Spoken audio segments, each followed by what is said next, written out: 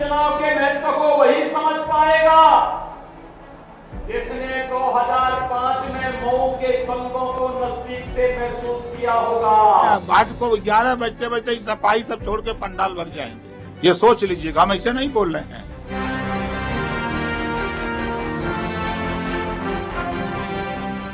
नमस्कार दोस्तों, G20 summit खत्म हो गया है। तमाम विदेशी मेहमान अपने अपने घर की ओर रवाना हो गए हैं। अमेरिका के राष्ट्रपति जो बाइडेन भी अमेरिका के लिए रवाना हो गए हैं और ये G20 समिट बहुत शानदार रहा और भारत ने इस पूरे G20 समिट की बहुत ही शानदार मेजबानी की। इसके लिए मैं भारत सरकार को बहुत ज़्यादा बधाई और शुभकामनाएं देता हूँ। लेकिन आज जिसकी चर्चा होनी चाहिए थी G20 समिट के बीच, अब हम उसकी चर्चा करेंगे। घोसी उपचुनाव, यानी कि वो उपचुनाव जो ये बता रहा था, जो ये संकेत दे रहा था कि आने वाले वक्त में करवट किस ओर बैठने वाली है, जनता का रुझान आखिर किस तरफ रहने वाला है। घोसी के इस उपचुनाव के महत्व को वही समझ पाएगा जिसने 2005 में मऊ के दंगों को नजदीक से महसूस किया होगा। घोसी उपचुनाव में जहां बीजेपी के मुख्यमंत्री से लेकर तमाम विधायक और मंत्री चुनाव प्रचार के लिए पहुंचे हुए थे, वहीं घोसी की जनता ने इन तमाम नेताओं, मंत्रियों, विधायकों और मुख्यमंत्री तक की बात को नकार दिया। आखिर ऐसा क्यों हो गया, इसके पीछे के कारणों को भी समझने की कोशिश करेंगे। लेकिन पहले आपको बताते हैं कि मुख्यमंत्री योगी आदित्यनाथ ने घोसी जब पहुंचे थे, चुनावी रैली को जब संबोधित किया था योगी आदित्यनाथ ने, तो क्या कुछ कहा था। ये पीछे आप देख रहे होंगे स्क्रीन पर, योगी आदित्यनाथ मेरे दिखाई दे रहे हैं जो पहुंचे थे वहां पर। और योगी आदित्यनाथ ने जनता को बताया था कि किस तरीके से ये चुनाव बहुत ज्यादा महत्वपूर्ण रहने वाला है। उन्होंने सबसे पहले दंगे का जिक्र किया था और कहा था कि जब मऊ में दंगे हो रहे थे तब दंगों में समाजवादी पार्टी की सरकार दंगाइयों को सपोर्ट कर रही थी और उस दौरान मैं खुद गोरखपुर से सांसद था और मैं खुद इन दंगों को रोकने के लिए, दंगाइयों से लड़ाई लड़ने के लिए पहुंचा था।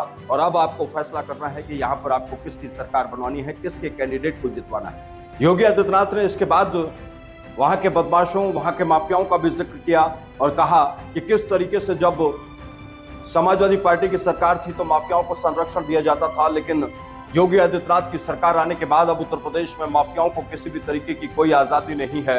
अब माफियाओं पर सीधा सीधा बुलडोजर चला दिया जाता है। घोसी की जनता ने मुख्यमंत्री योगी आदित्यनाथ की इस बात को भी नहीं माना। पहली बात, ये दंगे रोकने योगी आदित्यनाथ गए, उन्होंने कहा कि भाई दंगे हुआ करते थे, उस बात को भी घोसी की जनता ने नहीं माना, समाजवादी पार्टी के कैंडिडेट को जिता दिया। इधर जो दूसरी बात उन्होंने बताई थी कि बुलडोजर हम चला देते हैं, इस बात को भी घोसी की जनता ने नकार दिया। योगी आदित्यनाथ ने एक तीसरी बात ये कही थी कि घोसी का चुनाव बहुत ज्यादा महत्वपूर्ण है। ये चुनाव दो विचारधाराओं के बीच का चुनाव है और घोसी की जनता ये तय करेगी कि आखिर वो चाहती क्या है। और अब घोसी की जनता ने जब समाजवादी पार्टी के कैंडिडेट को जिताया और एक बड़े अंतर से जिताया, तो ये साफ संदेश है कि योगी आदित्यनाथ, नरेंद्र मोदी और बीजेपी के तमाम नेताओं या बीजेपी का जलवा उपचुनाव में नहीं दिखाई दिया। सबसे बड़ी बात यह है कि आखिर घोसी की जनता ने योगी आदित्यनाथ, बीजेपी के तमाम मंत्री और नेताओं की बातों को, उनके भाषणों को क्यों नकार दिया, इस पर बात करेंगे। लेकिन उससे पहले ये आपको दिखा देंगे कि सत्ता के मद में चूर जब नेता अपनी गाड़ियों से सर पर दौड़ते हैं तो वो गरीबों को भी नहीं देखते। ये जो वीडियो आप देख रहे हैं, ये वीडियो घोसी उपचुनाव के दौरान का ही है, जब केशव प्रसाद मौर्य, उप मुख्यमंत्री केशव प्रसाद मौर्य घोसी उपचुनाव में वहां पर जनसभा को संबोधित करने के लिए पहुंचे थे। तभी उस दौरान एक साइकिल सवार को किस तरीके से ट्रैफिक पुलिसकर्मी ने सड़क से ही नीचे खाई में धक्का दे दिया था। हालांकि वो खाई नहीं थी, नीचे की जगह थी, लेकिन गड्ढा टाइप में उसे आप मान सकते हैं, सड़क से नीचे की जगह थी और उसे उतारने के चक्कर में इस पुलिसकर्मी ने उसे नीचे धक्का दे दिया था। ये आज के दौर में हमारे देश के उन मंत्री नेताओं की हकीकत है। जो मंत्री नेता, उनकी सरकार, उनके बड़े नेता ये कहते हैं कि ये सरकार गरीबों की सरकार है, ये सरकार अंत्योदय की योजना को लेकर चल रही है। लेकिन इसी सरकार द्वारा G20 समिट के दौरान गरीबों की झोपड़ियों को ढक दिया गया। इसी सरकार में घोसी उपचुनाव के दौरान एक गरीब को साइकिल से, सड़क से, जमीन से पुलिस वाले द्वारा उतार दिया गया।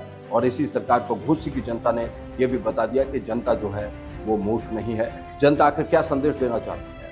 अब इस बात को भी समझ लेते हैं कि आखिर योगी आदित्यनाथ कितनी सारी बातों को जनता ने क्यों नहीं माना। तमाम मंत्री विधायक पहुंचे, उनकी बातों को क्यों नहीं माना?